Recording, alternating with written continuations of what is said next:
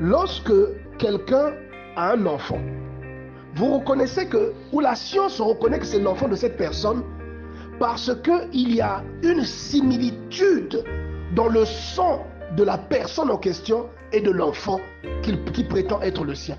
Vous voyez, il y a une similitude.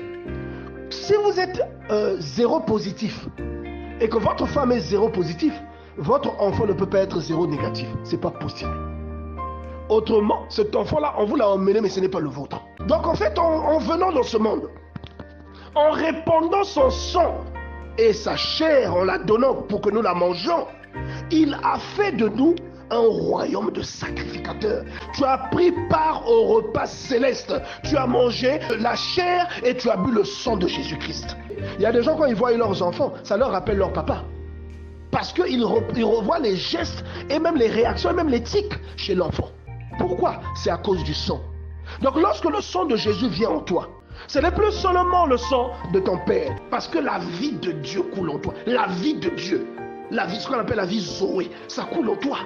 Tu as la victoire sur tes ennemis. Même si tu ne vois pas encore cette victoire, tu dois proclamer que tu as la victoire sur les situations, sur le chômage et sur la stérilité. Au nom de Jésus. Toute la puissance que le Christ a manifestée, elle est quelque part en moi. Ce que Dieu a donné à moi maintenant de l'exprimer. Donc le péché ne peut plus dominer sur moi. La sorcellerie ou le lien, quelqu'un qui a dit mon nom, qui a cité mon nom quelque part dans la nuit, avec une plume de coq dans la main pour essayer de m'ensorceler, cette personne sera foudroyée. Parce que je ne suis plus celui que j'étais avant. J'ai changé de statut.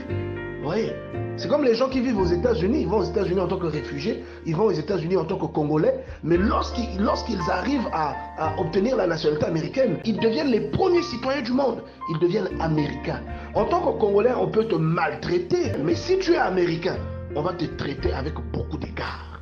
Vous voyez, et celui qui est enfant de Dieu, il doit être sûr de la voie qu'il emprunte. Il doit être sûr de la victoire qu'il possède, même lorsque la victoire n'est pas manifestée.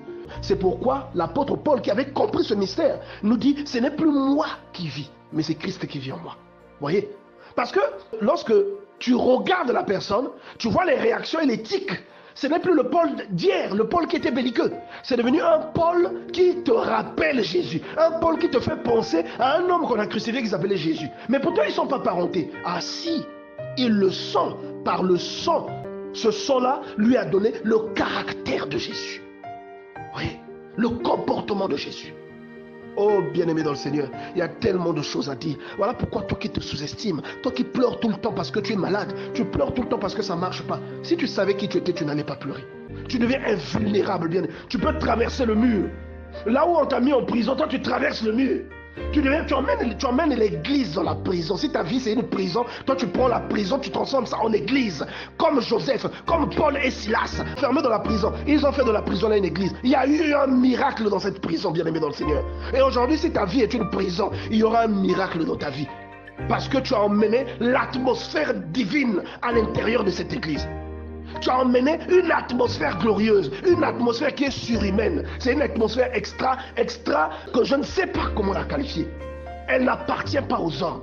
Et toi, tu emmènes cette atmosphère à l'intérieur de ta vie, à l'intérieur de la prison. Et tu fais des miracles. Et tu convertis des gens.